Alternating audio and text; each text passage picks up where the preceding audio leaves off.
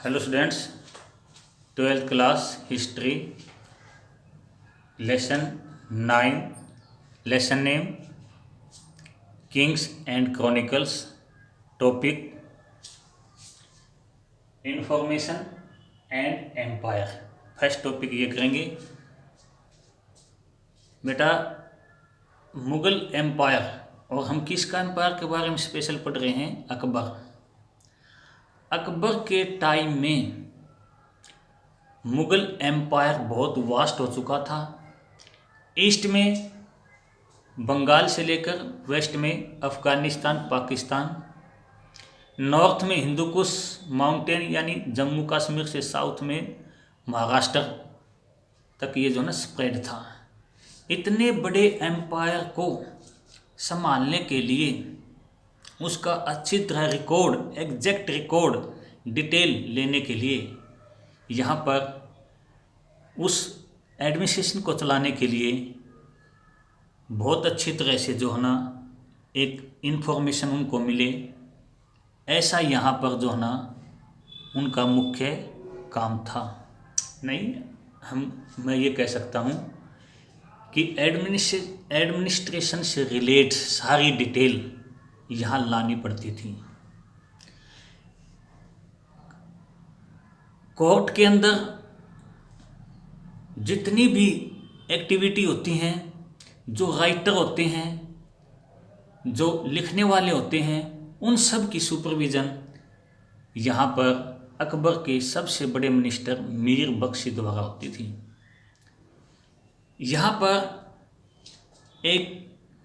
मैं ये कह सकता हूँ कि हेडिंग से एक हेडिंग निकलती थी यहाँ पर, जिसका नाम था उच्च दरबार से समाचार, जिसको हम कह सकते हैं न्यूज़ फ्रॉम द एग्जिलेटेड। यहाँ पर इसके अंदर कौन किसको किसकी अटेंडेंस होती है, यहाँ पर इसके साथ साथ कौन सी यहाँ किसको डोनेशन दिया जाता है, किसको ग्रांट दी जाती है, यहाँ पर कोई भी यहाँ पर ऑफिसर है उसके हेल्थ से रिलेट जो बातें होती हैं रूलर की यानी बादशाह की, वो सारे रिकॉर्ड यहाँ पर कोर्ट में रखे जाते हैं, बनाए जाते हैं। और मीर बख्शी के बाद ये सब कुछ रिकॉर्ड यहाँ पर मुग़ल बादशाह देखता है। हमें पता है कि यहाँ पर जो भी न्यूज़ हैं, न्यूज़ रिपोर्ट हैं और इससे रिलेट इम्पोर्टेंट डॉक्यूमेंट्स जो होते हैं, जो मुग़ल जो एम्पायर है और उनकी जो कैपिटल हैं, प्रोविंस से रिलेट कैपिटल हैं, वहाँ तक कोई भी इन्फॉर्मेशन को ले जाना है और वहाँ से कोई भी इन्फॉर्मेशन कोर्ट में आनी है, तो यहाँ पर इस तरह यहाँ पर फुट सोल्डर होते थे, फुट रनर होते थे। वो बहुत जल्दी कोई भी इन्फॉर्मेशन, चाहे कितना भी एरिया जो है ना मुग़ल कोर्ट से दूर है, वो बहुत जल्दी कोर्ट में आ जाता था। और कोई भी जो सूबेदार है, सूबेदार मतलब सूबे का जो गवर्नर है, मुग़ल एम्पायर जो है ना सूबों में डिवाइड था और अकबर के टाइम में ये सूबे, ये स्टेट, ये प्रांत 15 थे। हर एक सूबे की इन्फॉर्मेशन बहुत जल्दी अकबर को यानी कोर्ट में आ जाती थी और इससे टाइम टू टाइम ये सारी इन्फॉर्मेशन कोर्ट में आ जाती थी। जिस भी सूबेदार की या गवर्नर की या जिस स्टेट की, प्रांत की इन्फॉर्मेशन टाइम पर नहीं आती थी, तो इसका मतलब क्या था कि वो सूबेदार जो है वो एम्पायर के अगेंस्ट है। यहाँ पर हम इसके साथ साथ और क्या देखते हैं कि इन्फॉर्मेशन हमें ये देखना चाहिए कि उस टाइम जो है क्या ट्रांसपोर्टेशन के सोर्स इतने डेवलप नहीं थे, फिर भी रूलर तक इन्फॉर्मेशन बहुत कम टाइम में पहुंच जाती थी। अपने कंट्री में 14th सेंचुरी में जब इब्न बतूता आया, तो फिर 14th सेंचुरी में अपने कंट्री के अंदर सल्तनत जब दिल्ली में चल रही थी तो वो भी कहता है कि यहाँ पर दावा और उलक, यहाँ पर जो ना ऐसे पोस्टल सिस्टम थे जिनके थ्रू बहुत ज़्यादा जल्दी इंफॉर्मेशन दिल्ली के अंदर आ जाती थी। उलक और दावा। उलक क्या था? उलक जो है हॉर्स से रिलेट था। 4 किलोमीटर के बाद एक हॉर्स चेंज हो जाता था और बहुत जल्दी कोई इन्फॉर्मेशन, सपोज करो कि सिंध से आनी है तो 4 किलोमीटर के बाद एक रॉयल हॉर्स जो होते, बहुत अरेबियन घोड़े थे, वो बहुत तेज़ दौड़ने वाले उसमें होते थे, वो बहुत जल्दी रिपोर्ट या इन्फॉर्मेशन जो है ना दिल्ली तक ले आते थे। इसी तरह यहाँ पर दावा था। दावा क्या है? फुट सोल्डर है, जो एक जो फुट रनर है वो 1 किलोमीटर में 3 स्टेशन बने होते थे। तो इस तरह कोई भी सूचना बहुत जल्दी जो है ना दिल्ली की कोर्ट में आ जाती थी। कब? 14वीं सेंचुरी में। ये हमें कौन बताता है? Ibn Battuta. और मुगल टाइम पीरियड में तो ये सूचनाएं, ये इंफॉर्मेशन कोर्ट के अंदर और जल्दी आ जाती थी। यहाँ पर हम दूसरा जो पॉइंट करते हैं, beyond the centre provincial administration. मैं आपको बता दूं कि अकबर के टाइम में मुगल एम्पायर के अंदर अकबर ने एडमिनिस्ट्रेशन को आसानी से चलाने के लिए पूरे एम्पायर को 15 सूबे में या स्टेट में जो है ना बांट रखा था, डिवाइड कर रखा था।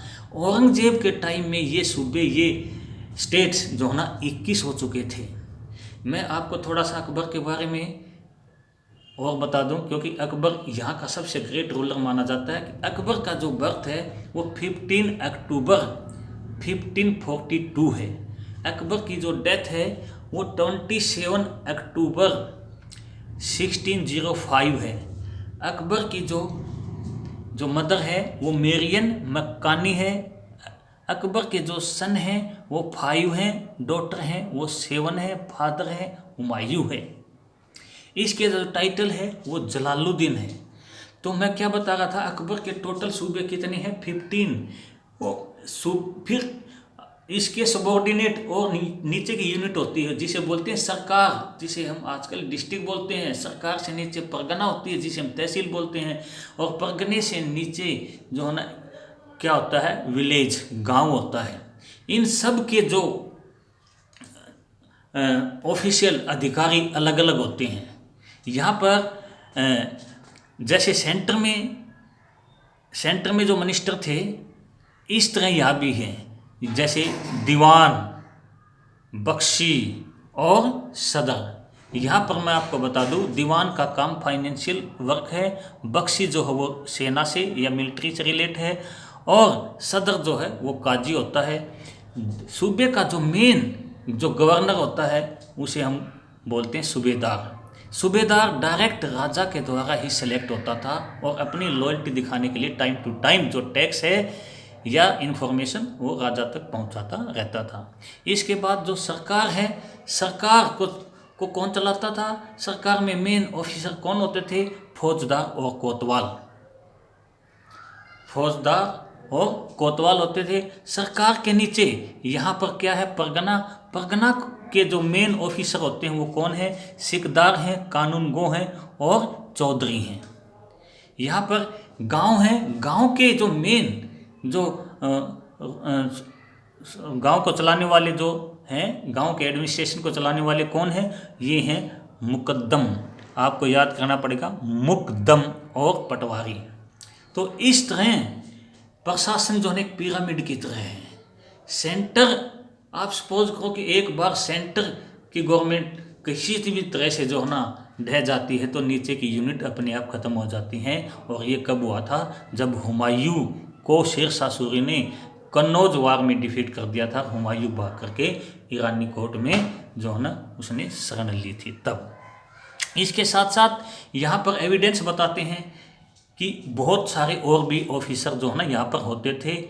इनमें सबसे जो है ना मेन कौन कौन से? मैसेंजर होते थे, यहाँ पर ऑडिटर होते थे, यहाँ पर जिसको हम बोलते हैं लिपिक क्लर्क होते थे।